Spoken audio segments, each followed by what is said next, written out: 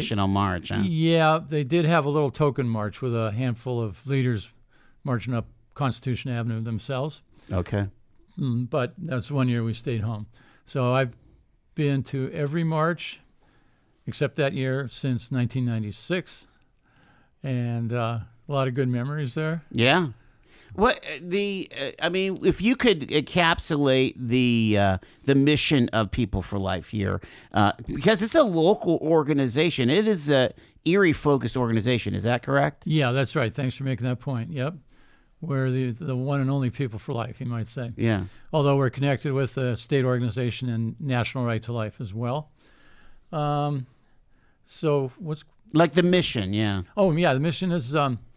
put it as simply as possible, to stop deliberate taking of human lives in order to solve personal or societal problems. And that a big focus is taking of lives before birth through abortion, but also any other deliberate taking, such as to solve problems such as euthanasia, assisted suicide, infanticide we have to talk about as well. And, to that end, we had a speaker last October who came down from Canada and talked specifically about assisted suicide and euthanasia. That's becoming quite the big deal up in Canada, where there's an actual law. Yeah, they used to be, we used to think of the Netherlands as ground zero. And now Canada's leading the world in this kind of bad way. And this gentleman that came down and spoke, since then he has an organization and a newsletter, and he's telling about a story of a man who was in a mental hospital, some sort of behavioral health, however you want to say it. He was out on a day pass and checked in at a euthanasia place, and as it happens, the doctor there was very prominent leader in euthanasia, and that was the end of him. He, hour later, he was a corpse, and it was just off on a walk, you might say, for the day. I mean, no protections, no safety. Well, I was going to say, no evaluation that this man is obviously mentally ill and incompetent to make this decision himself. That's it. Yeah, and that's the trend. They start off with, this is only for the most extreme cases, and we're going to have layers and layers and layers of safeguards. But we know now from many countries and the Canada experience, it all falls by the wayside. Wow. What they want is just complete personal autonomy, and that's even filtering down to children. Wow. Yeah, it sounds unbelievable, but I just have to tell people, look it up for yourself, Yeah. So there are big markers in January that People for Life do, and I've been mentioning that you're having your big prayer breakfast on Saturday at the convention center. Over 500 attendees. Tell us how that thing has grown.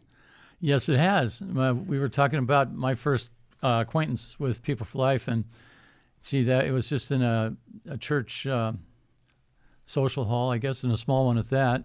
I don't know, probably a couple hundred people there, and that was the average back then. We had a big boost in probably 1997. I suggested we invite Senator Rick Santorum as our speaker, and I guess we probably got up around 350, 400 people, and they said, the elders kind of said, that's it. That's all that's the ceiling. And guess where we ended up? 640. Wow. Yeah, and that was at the Avalon. Made the newspapers. I remember a report talking about how the senator spoke without any notes for 45 minutes. And turned out people liked them at the time, So there we had some wind in our sails, and we've been trying ever since to find the biggest speakers possible without paying an arm and a leg. Yeah. And our next big success was having Dr. Bernard Nathanson. Some of the old-timers in the pro-life cause will recognize that right away. Some people will more likely recognize the name The Silent Scream, the movie The Silent Scream. It was using ultrasound to show what abortion is about, back when ultrasound was a brand new technology. And this doctor was one of the, they say, 5 leaders who pushed to legalize abortion, starting back in the 60s. And ultrasound had a lot to do with him changing his mind. Mm-hmm. And he didn't stop immediately, but started rethinking and started backing off. And the same with the doctor that was actually doing the abortion that time. So then he came out with that movie, The Silent Scream, and wrote several books. And he was kind of a grumpy old, crusty old doctor. Okay. That was the reputation. I was coached on how to approach him to come to Erie to speak. Tell him right, nuts and bolts. What's going to happen? What we want, and then, we're still talking around 19. Late 90s. Late 90s, and that was one out to remember, because he was at some sort of medical conference in Louisiana, and we had one of our blizzards up here. And in fact, it was all over the East Coast, and the airlines were shut down. And he said, sorry, I'm not coming. But we begged him. I begged him. He said, okay, I'll go down to the airport and scope it out on the ground. Right. And about midnight before the breakfast, I got a call. I'm on a plane from Detroit coming down, I guess, to Erie. And he was there. Wow. And that was back. He just changed to Catholic at the time. Huh. So I remember him in his talk kind of conversing a little bit, referring to Bishop Troutman, who was sitting next to him, checking him out to see if he had this right or that right. Because he had a Jewish background. Okay, sure. Very intelligent guy and very interesting guy. There's always been a faith basis to the pro-life movement, right? But but really, Catholics have kind of led the way, haven't they? That is true. They kind of found their voice first, because they felt they had the church behind them. I'm talking about, rank and file, in the pew people. But I think we've lived that down a lot. In fact, I'd like to see us get to the point where religion, it's certainly not a religious thing. I don't like to see our events listed on the religion page, because this is a human thing, and it's a very public thing, something we need to be concerned about as a society. And I get out to talk to a lot of people at community events and just everywhere, and a lot of people from the faith-based side might be surprised to see how many people who don't have, for better or worse, very strong church background or a religious focus. They might say they're not religious, but they're spiritual but not religious, or they're secular, and they get it too, because this is something we think it's a matter of justice, and it's something for government to be involved in. And if this is coming from something the bishop said, or a passage in the Bible, you have to think twice about asking the entire population to enact laws and restrictions on something like this. And that's what we've been trying to do. And it's not just a Christian thing either. And I can get in trouble. I probably get in trouble for saying that, but it's certainly a Muslim thing, and there are a lot of good Muslims who, would consider abortion just as unthinkable as any Catholic priest, Right. But it's nice that we have a strong religious community, because there's some of the people that are more inclined to, look at the big picture, look beyond their immediate circumstances, and want to make a difference, want to ensure a better world. And we know if we don't, people of faith maybe are a little more cognizant of what can happen if God is really taken out of the picture completely. I'm thinking now of the movie Bonhoeffer. Yeah. Have you seen that advertised? I've heard the advertisement. some people would say great Lutheran minister who stood up to Hitler, and ultimately paid for it with his life. He was hanged just as the Germans were surrendering. But the Germans lost control of the situation, and human life became cheap to the nth degree, and people suffered. And this minister was hanged by personal orders of the Nazi regime for his resistance. But resist he did, Yeah. We got to take our first break here. Tim Broderick from People for Life was with us. The breakfast is Saturday. The march is next week. We'll find out more about all of that after the break. It's Talk Erie at 4:19.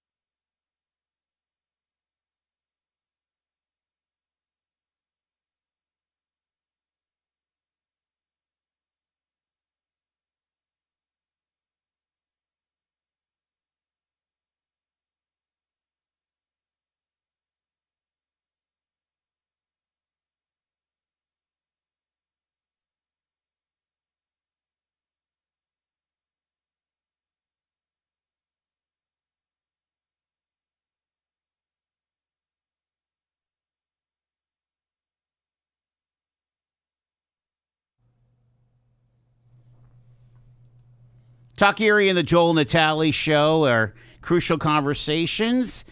We've got Tim Broderick from People for Life with us here in studio. And Tim, let's talk about the prayer breakfast this Saturday. Again, it's too late to get a ticket. And like I said, it's pretty much sold out, right? I mean, Yes, sir. you've got a lot of. Tell us a little bit about the program, though, that you're putting on and some of the special guests. Yeah, well, okay.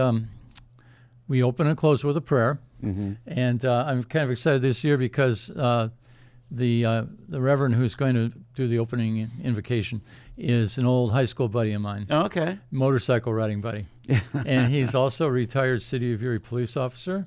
I'm sure he's a very good one, and now he's pastoring a church out in Arbuckle. If you've ever heard of Arbuckle, PA. Sure. Christian Missionary Alliance. So I haven't seen him in many years, but I just thought I'd give him a call. And we have a young priest, Father Mac, they call him, who's works primarily at Mercier's Prep, who will do the close. So we have those two ends covered. We have our main speaker is something different this year. She hasn't written any books. She's not that well known, but I just think she's a wonderful example of the strength and resilience and the energy young people bring to the pro-life cause. She was kind of abruptly introduced to the whole thing, the idea of being a mother and getting involved in the cause by becoming pregnant first year of college. And we'll have to wait to hear her whole story, but I get the sense that this is a little bit of defiance because she had such a hard time with people telling her she needed to get an abortion. Okay. And I just admire these young women so much that have the self-confidence and the courage to take it all on. And which she did. She was 18 at the time, and she's only 21 now, but she has a really cute 2-year-old. Oh, wow. She's a nursing student at Grand Canyon University. Another interesting twist is she is literally a high school shooting survivor, where two people were killed and a number were injured, and she was right there in the thick of it with the people that were bleeding and dying. She, I guess it's often a little bit of a tangent, but interestingly, has a very conservative political position, worldview position. And she's very well spoken. She's active with Students for Life of America, which is another organization I personally admire rather well, and they always have a big presence up at the March for Life in D.C. Mm-hmm. And this young lady has been there for the past few years as well and gotten some attention. So, not the kind of speaker we have every single year, but hey, change of pace.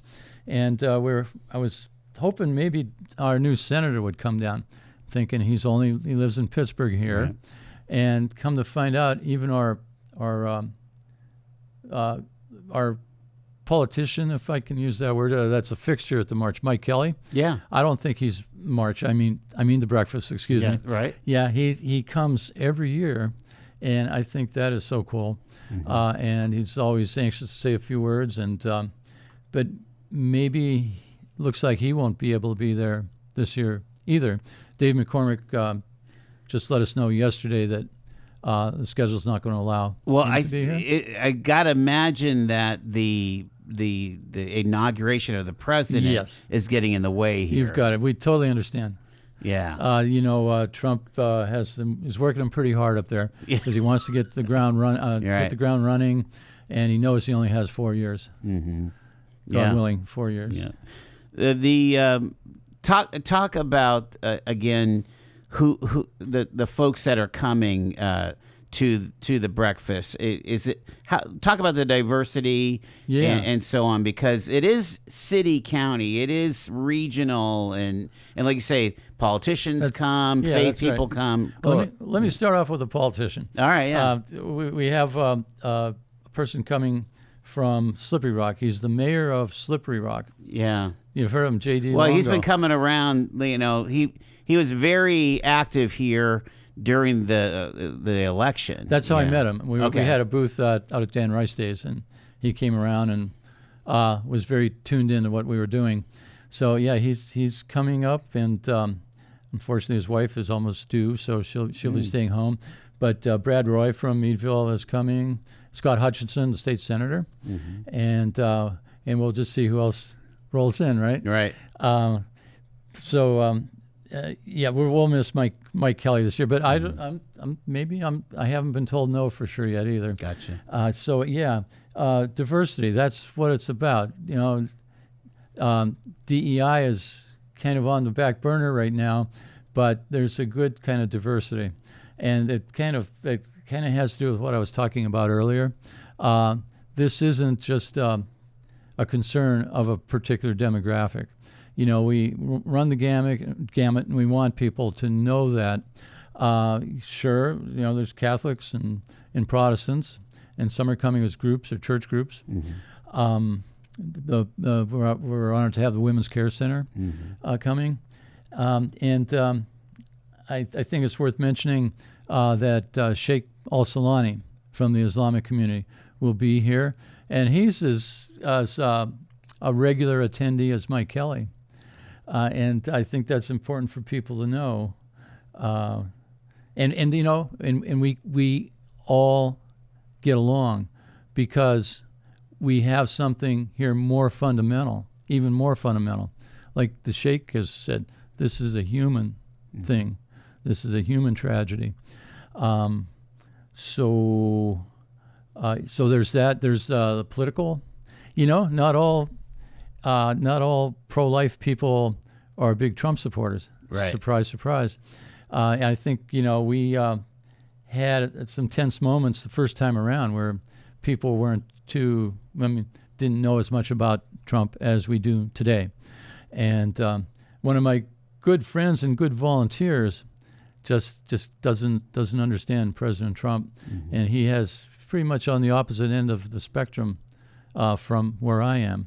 But you know what? If I need help, he's right there on the spot, and we get along because we know that, as strong as we might feel about politics, there's something more fundamental. And, we have some Constitution Party people, certainly a lot of independents. People don't want to hear about politics, although we'd encourage them to pay attention to what's going on there. It's interesting to like you say, human rights are not necessarily all one stripe politically. Exactly. If you believe in the right to life, that could come from a lot of different political angles. Unfortunately, we are very polarized right now, especially at the federal level. Yeah, there's no doubt. So that's this weekend. Again, it's sold out at the Bayfront Convention Center. That's a nice meal and a nice time. A lot of people just kind of get together. That's right. They haven't seen each other in a while. We encourage each other, and we're encouraged ourselves. All righty. I've got about 30 seconds here. Talk about the bus trip to the March for Life here. Yep, it'll be our 52nd annual bus trip. Wow. We're leaving 11 o'clock on Thursday night. Oh, wow, a week from today. Okay. And we'll be in D.C. for the march on Friday. The headliner is, help me, Ron DeSantis. Okay. Governor Ron DeSantis. He just prevented the passage of he deserves some of the credit for preventing a pro-abortion law from going into place. That's right. Hang on a second. We'll talk more about kind of the macro issues of the pro-life movement with Tim Broderick, People for Life, based in Erie here. News is next. It's Talk Erie.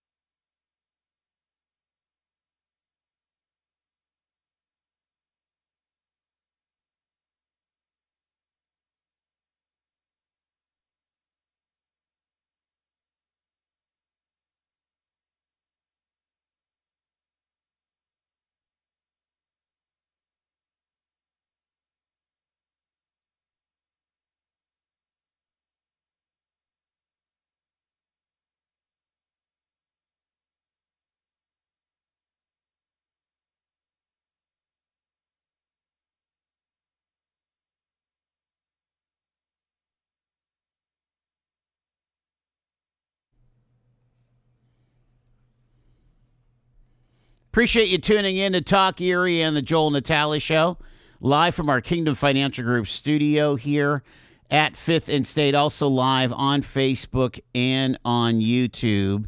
And we've got Tim Broderick with us here from Erie People for Life. And the Pro-Life Breakfast is Saturday, the March, a week from today, down in Washington. And Tim, I wanted to ask you, about where things are at with the pro-life movement. With the Dobbs decision, we've talked about the last couple of years now, and the overturning of Roe v. Wade.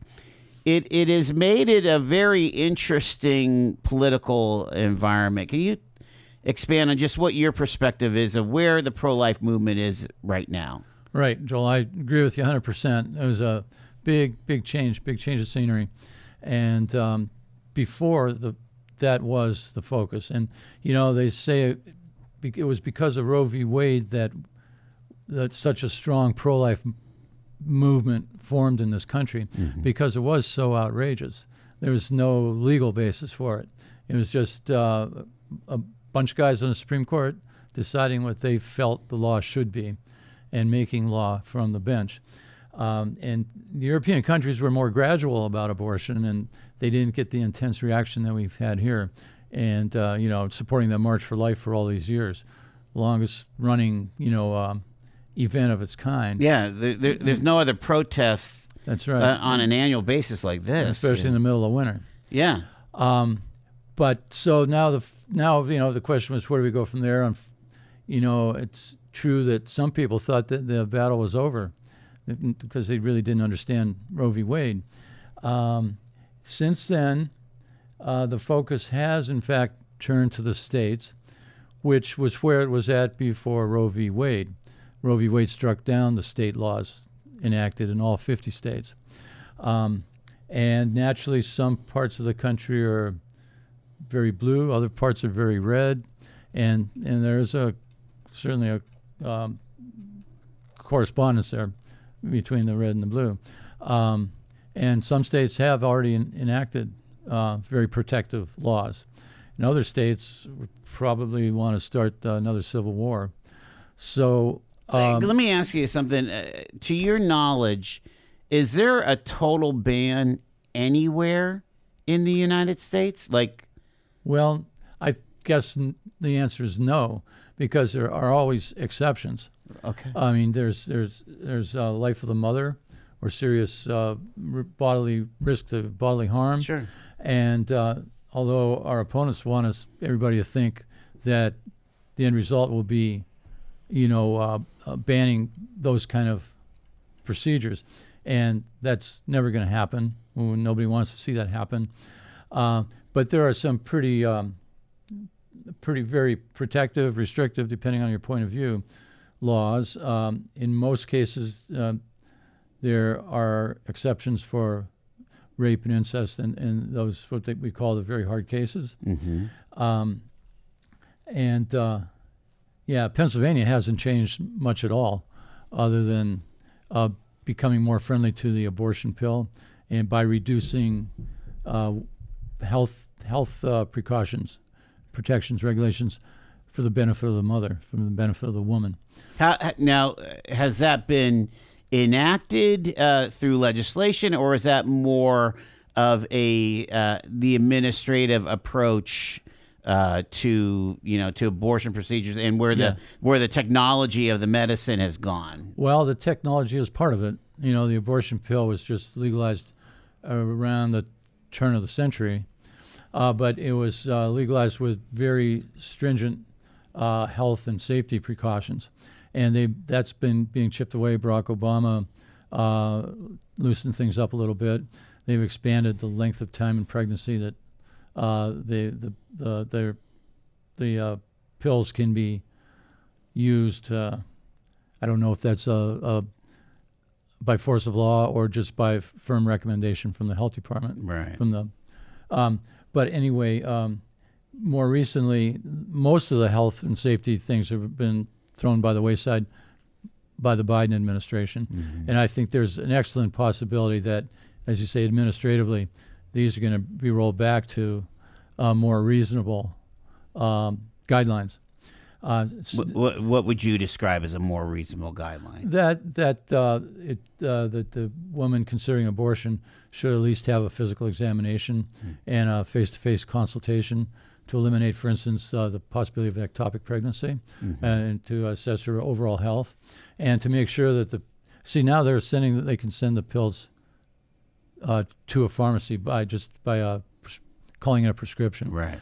So we, who knows who's really going to be the end user of these, and now CVS and Walgreens have gotten involved and are part of the distribution pipeline.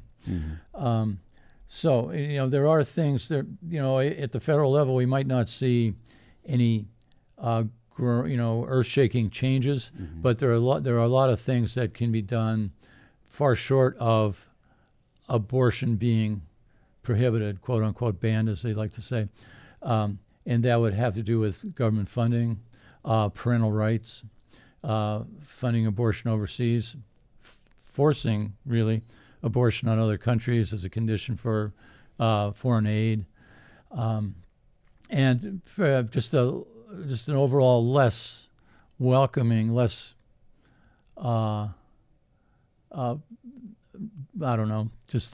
less positive idea of taking a human life as some kind of ultimate constitutional or human right. Well, that's what I wanted to ask you about. Of in a post-Roe world or a post-Roe United States, is the pro-life movement winning the hearts of the people? Are we seeing more of a culture of life, or has there been a blowback? A little bit of both.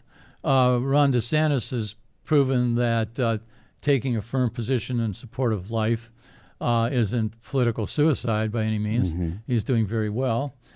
But the problem, yes, there's been a backlash for sure. And another problem that I think we should be concerned about is complacency on part of the pro-life side. And some of the attacks have been pretty fierce. And I think there are a lot of people or some people, I should say, that kind of think they need to hang low and self-censor. And censorship is on its way out, at least as far as social media goes. And, if President Trump has been a great role model in any way, it's not being afraid to say what you think. And we hope and encourage people to take an example there. So it's a mixed bag. I guess I wanted to mention they talk about defeats through constitutional amendments, and that is true. We've lost like Kansas many and more Ohio, than we've won. Right? Yeah, Ohio right next door. But it's clear to see that, they say on these kinds of ballot initiatives, whoever spends the most money automatically wins, and the other side has the money. I think we have the people. The other side has the money and the time to buy radio advertising and so forth, and they're not afraid to stretch the truth, to put it kindly. And in Ohio, there was confusion between something that was on the ballot 6 months earlier.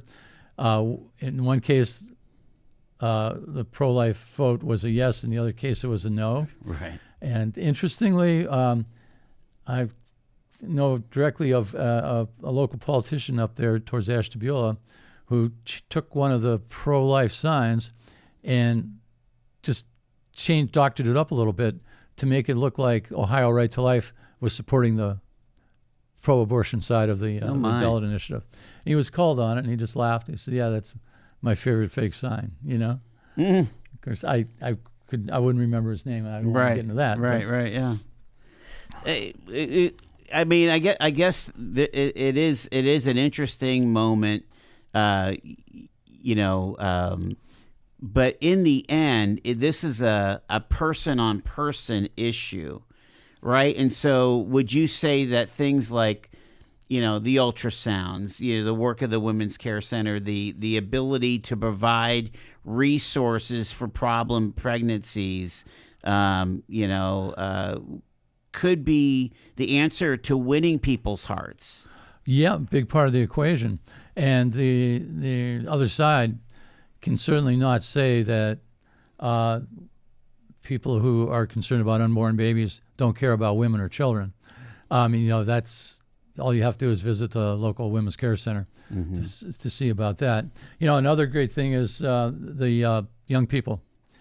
I'm not so old, but there are people a lot younger than me, and Gannon over here has a wonderful Students for Life group, very active, very energetic, and we're going to have about 19 maybe, coming along with us to D.C. We're going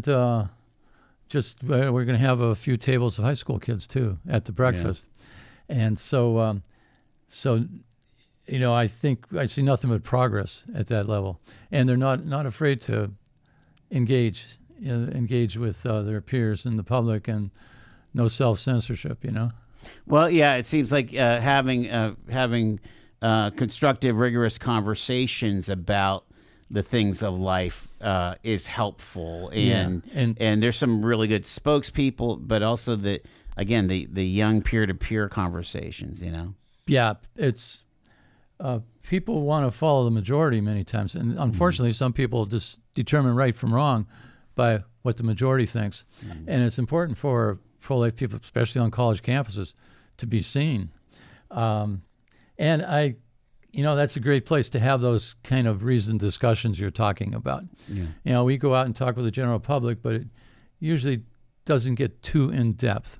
And by the way, it's almost always civil and friendly. But in our case, it's more of just raising the issue and showing people what goes on in pregnancy and the humanity of the unborn child, and sort of gently, giving them a little reminder. But in college, you can tear apart all the pros and cons. Talk about the work of People for Life and your volunteers and board members and things. Beyond the march, like what do you do because you do like a lot of events and speaking engagements. Talk about some of your work there. Yeah, thank you. Well, starting with our board members, we do have some young people and young women with families, 3 and 4 kids, which makes it tough. So they do what they can, and we're not going to pressure them to do more than as long as they're in the if they have 3 or 4 kids, they're getting beyond the replacement rate, right? We're worried about having enough babies to support the old people like us. That's very true, Joel. But but it's just also goes to show that they're tied up. Sure. Homeschoolers are kind of prevalent, right, in the pro-life community.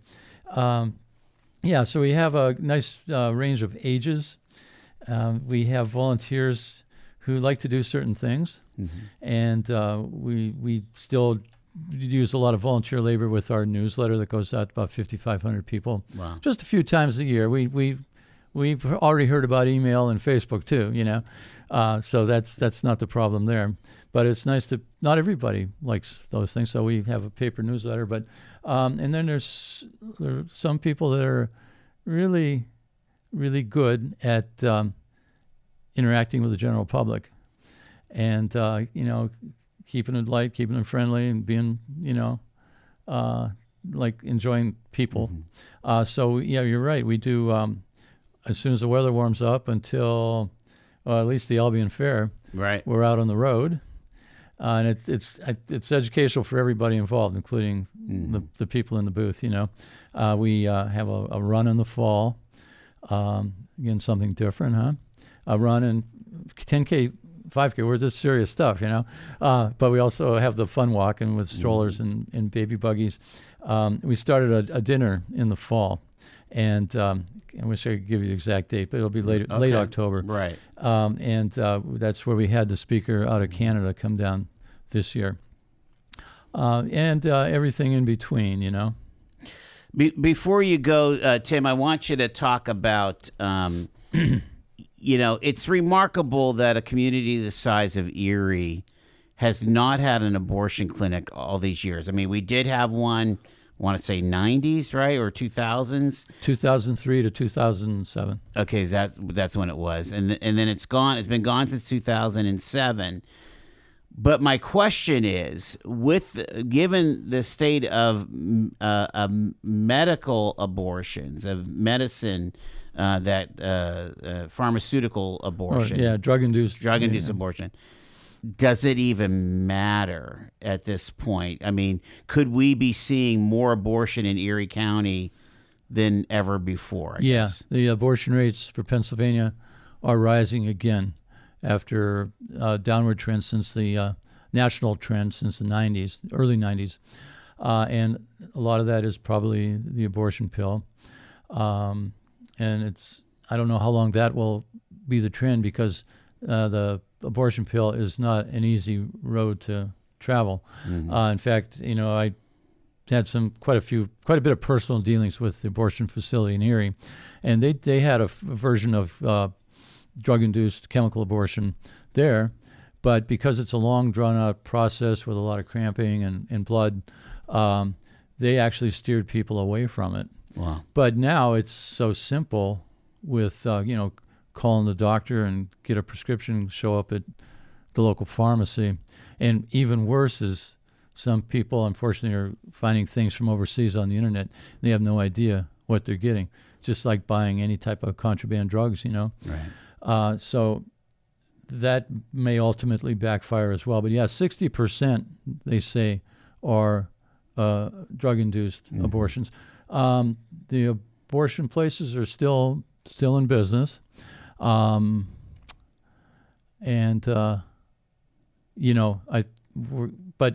that's not the entire focus as it was at one time. Right. And sadly, it's the pharmacies that are bringing it right down into our communities, our neighborhoods, and that needs to be kept in mind. And I mentioned some of the things we do, but we also do public demonstrations, as needed.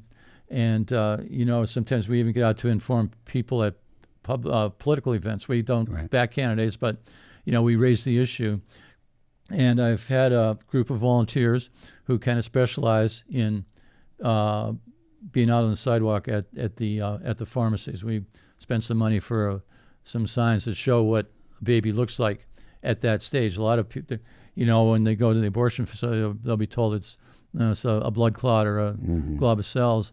And, that's hopefully most of us know by this point, with all the technology, that that's not the case. We're going to leave it there. Tim Broderick, People for Life from Erie. Again, the sold out event, the breakfast on Saturday. Next Thursday is the bus trip. There's still seats on the bus? Yes, there are 12 or 15 probably. Okay. How do they get a hold of you for that? Just look up People for Life, or call me. Call on the cell phone, 814-882-1333. You'll find us on Facebook and on the website, so forth and so on.